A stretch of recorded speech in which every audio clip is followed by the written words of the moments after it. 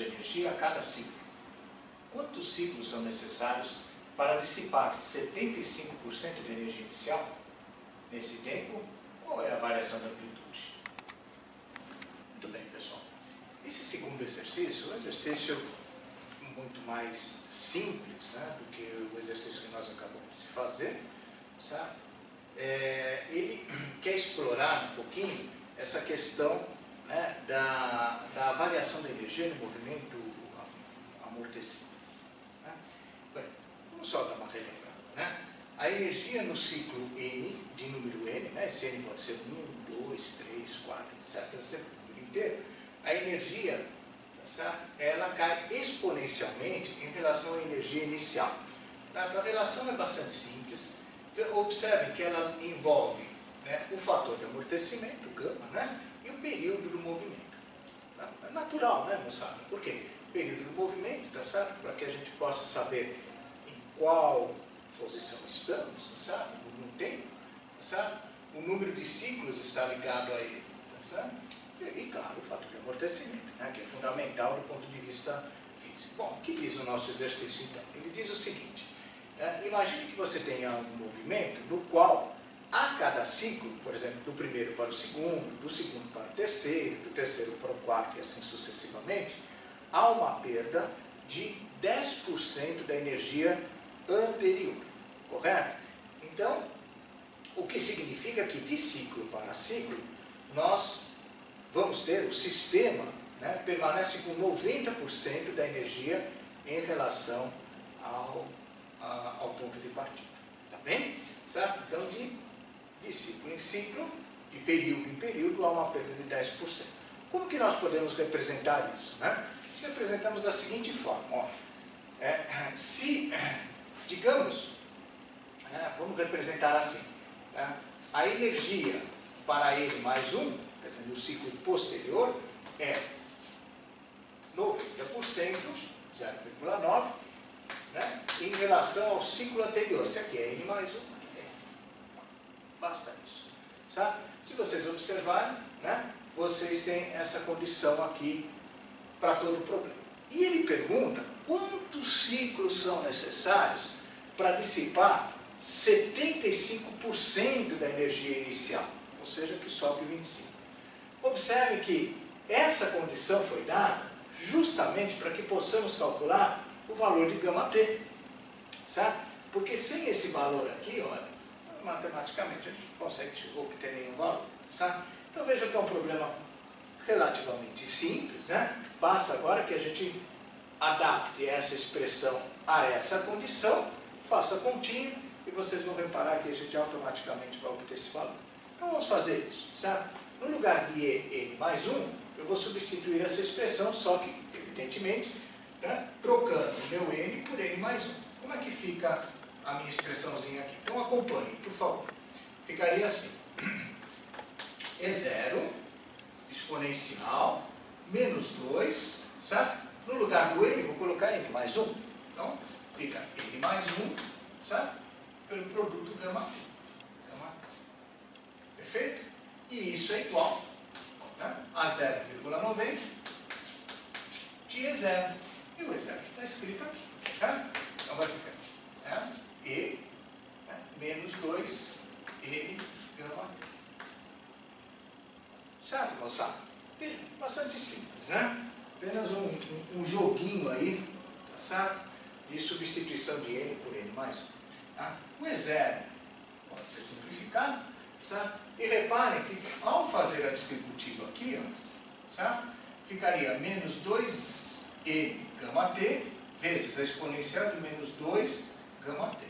Certo? Eu tenho uma soma, né? E esse daqui vai simplificar com aquele. Portanto, essa expressão fica dessa forma. E menos 2 γt igual a 0,90. Pronto. Tá aí, né? Como eu quero calcular o γt, né, eu faço aqui a operação inversa, né? A função inversa da exponencial, que é o logaritmo natural. Eu vou continuar aqui ao lado, certo? A divisão, e tomando o logaritmo dos dois lados, ln de e menos 2 γt é igual a Ln de 0,90. Certo? Como Ln na mesma base, vai me dar aqui o argumento da exponencial. Portanto, menos 2 γt é Ln de 0,90 e γt, portanto, é menos meio, né, de Ln de 0,90. Com isso, eu tenho o valor numérico, né, desse produto gama vezes t. Eu vou escrevendo aqui, γt, então, é igual a 0,052 mil. 0,052 mil. Tá? Esse é um número adimensional, né? Porque gama inverso de segundo, período medido em segundo, então isso aqui é um número adimensional. Bom, qual é a necessidade de calcular esse número? Sabe? Esse valor numérico aqui vai nos ajudar a responder a real pergunta do exercício. O que ele pergunta? Quantos ciclos são necessários para que o sistema perca 75% da sua energia inicial? Muito bem. Se ele perde 75% da sua energia inicial, significa que sobraram 25% da energia. Então vamos escrever aqui. N, 25% energia inicial. Bastante simples, né? No lugar do N, eu volto ali e substituo a minha expressãozinha. Então ficaria E0, E menos 2N gama T igual a 0,25 de E0. Certo, gente? Observem que, novamente, né, eu tenho meu gama T, que agora eu já sei quanto ele vale, né, e a minha incógnita passa a ser o meu N. Tá? Então, repetindo o processo, eu calculo o logaritmo dos dois lados, né, menos 2N de gama T, igual a Ln de 0,25. Ok? Então, quem é o meu N? Meu N é menos 1 sobre 2 gama T, Ln de 0,25. Né? Fazendo essa conta, vocês vão obter 13,1. Certo? Isso aqui. 13,1. Portanto, o nosso, como N é um número de ciclos, é um número inteiro, nós vamos obter a resposta 13. Certo? O que significa que, após 13 ciclos completos, a energia restante no meu sistema amortecido é 25% daquela com a qual o movimento iniciou-se. Aula 4, exercício 3. O gráfico horário da posição de uma partícula de massa 0,10 kg executando oscilações amortecidas é representado abaixo. Item A. Determine B e K. Item B. Escreva a equação de x de t. Muito bem, gente. Esse probleminha que nós temos aqui, o probleminha 3, é um problema muito bonito, muito interessante. Por quê? Porque ele traz aqui a possibilidade de nós tirarmos as informações a partir do gráfico. Vejam que nesse contexto é o primeiro exercício que a gente faz desse tipo. Né? Certo? Bom, ele faz duas perguntas. Ele dá aqui o movimento, é um movimento amortecido, como vocês podem ver, na verdade suramortecido. Certo? Ele tem a parte oscilante e ele cai exponencialmente aqui as amplitude, energia, como nós discutimos anteriormente. Ele dá a massa da partícula que está oscilando, certo? E ele pede, né, as constantes mecânicas. Vejam, ele pede a constante da força de atrito e a constante, né, da força restauradora, a força elástica. Né? Esse item B, gente, é a equação de movimento, a equação horária. Bom, nós já discutimos isso várias vezes e com todos os dados que a gente for obter aqui, construir essa equação vai ser bastante simples. Né? Então eu vou dar mais atenção então, ao item A, porque é ali que a gente vai tirar as informações. Muito bem. Bem, esse gráfico está construído em função do tempo. Tá? Então nós temos aqui posição em função do tempo e a primeira informação imediata que nós temos aqui é o período do movimento. Então se vocês observarem, t igual a 0, certo? nosso movimento retorna no zero, tá certo? E assim sucessivamente. Então, o tempo que ele leva para sair da posição inicial zero e chegar até o zero novamente, completar o ciclo, né? Fazendo uma estimativa aqui, eu tenho 2, aqui é 3 e um pouquinho, certo? Então, nós vamos estimar esse pouquinho, até sendo induzido, 3 e um pouquinho, lembra imediatamente do número π. Então, eu vou pegar aqui e falar que o período, né? Claro, estimativa, né? Não sabe? Então, o período aqui eu vou estimá-lo como sendo 3,1 segundo. Claro que se vocês quiserem pôr 3,14, 3,15, 3,2, isso não faz diferença no exercício. Você vai dar uma pequena variação, tá certo? Nos resultados numéricos, mas a essência do problema continua a mesma, o que é o mais importante, correto? Então eu tenho aqui a primeira informação. As outras informações eu vou ter que tirar de uma forma indireta. Vocês percebem que eu não tenho mais nada para ler aí. Então o que eu vou fazer? Nós vamos lembrar, juntos inclusive, que para esse movimento, a variação de amplitude é dada por essa expressãozinha aqui, né? A n é a zero, amplitude inicial, né? E menos n gama t, certo? Então ela cai exponencialmente. Vamos lembrar disso. E aqui vamos estabelecer o seguinte, né? Vamos começar com o nosso A0 nesse ponto, e o nosso A1 é um ciclo depois, ou seja, esse ponto de máximo aqui, correto?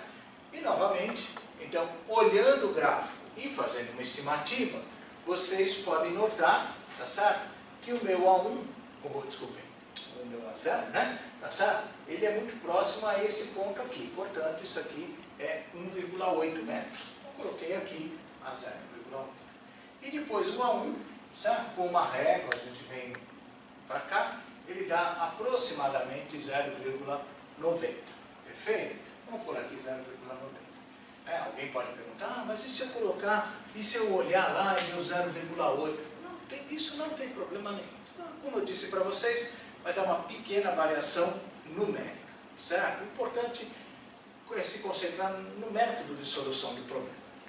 Bom, fazendo isso, pessoal, vamos substituir nessa expressão. Agora eu não tenho muita coisa para tirar do gráfico, eu vou acender a luz, para a gente ter aqui, né, uma visão melhor. Né? Então, o que eu vou fazer? Vou considerar meu A0, 1,8, e o meu A1, né, 0,9. Tomem bastante cuidado, gente, na hora que for substituir, tá certo?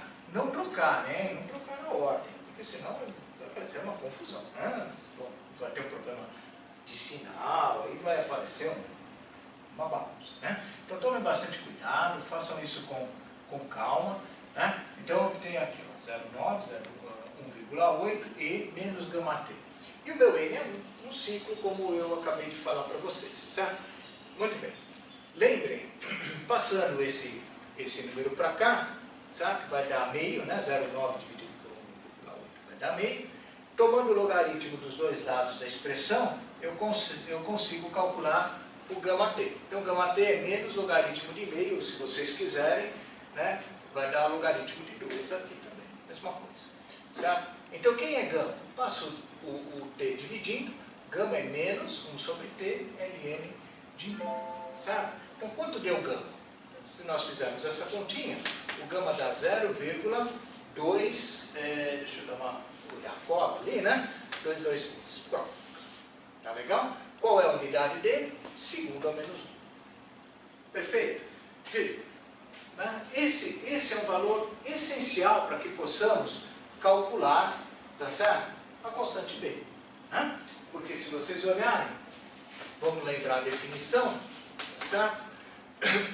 Eu tenho que gama é definido como sendo B sobre 2m, daqui eu tenho que B, então é 2m vezes gama. A massa nos foi dada, que é 0,10, tá certo? Então isso aqui vai dar 0,0446, certo? Quilogramas por segundo. Viram? Né? Aí obter o valor fica bem simples. Né? O importante é fazer a leitura aqui do gráfico de uma forma correta. Muito bem. Esse daí é um dos itens. O outro agora é a constante K. Novamente, pessoal, a gente tem que fazer algumas correlações. para achar a constante da mola. Vocês devem lembrar que a constante da mola está associada à frequência natural do movimento, o ômega zero, certo? E esse movimento aqui é um movimento amortecido. Qual a relação entre essas grandezas? A relação é a definição da frequência angular, que é ômega zero ao quadrado menos gama 2, certo? Observem que o meu K está aqui, ó, contido aqui no meu ômega zero, né? Então, se nós invertermos essa expressão, vocês podem ver que eu vou ter ômega zero igual a ômega quadrado mais gama 2. Né? Conheço o ômega? Claro, conheço, sem dúvida nenhuma que eu conheço o ômega. Uma vez que eu conheço o período, né? Tá certo? Eu sei que o ômega o que é? 2π sobre o período. Não é verdade? Vejam como esse número é muito próximo de π, certo? Eu vou ter que o meu ômega é 2π sobre o período, né? E isso vai me dar aproximadamente 2, não há dúvida, certo? Radianos por segundo. Legal? Aproximadamente 2, olha, π 3.14, o período é 3.1, isso aqui já simplifica, dá 2. Substitui aqui, certo, gente? Olha, substitui aqui e joga aqui o gama ao quadrado, vocês vão ter o ômega zero, certo? Conhecido o ômega zero, não esqueçam, né, que ômega zero ao quadrado é K sobre M. Portanto, K é igual a M ômega zero ao quadrado. Perfeito, gente? Bom, a massa é 0,10. O ômega zero eu calculo aqui, né? Tenho 2, tenho gama, certo? E a gente obtém aqui o valor de 0,405 newtons por metro direto, né? Viram? Perceberam? Pessoal, observem a solução. A solução é curta, né? Direta, né? Não apresenta dificuldade algébrica, ou seja, não apresenta dificuldade nas contas, né? A maior dificuldade é vocês lerem corretamente os dados que o nosso gráfico fornece. Bem, eu vou deixar para vocês fazerem a equação horária, uma vez que agora vocês já têm todos os ingredientes para fazer. É só vocês se basearem, é só vocês, tá certo? Estudarem um pouquinho mais o exercício anterior, que a gente fez com bastante detalhe. Certamente vocês vão conseguir fazer a equação horária. Bem?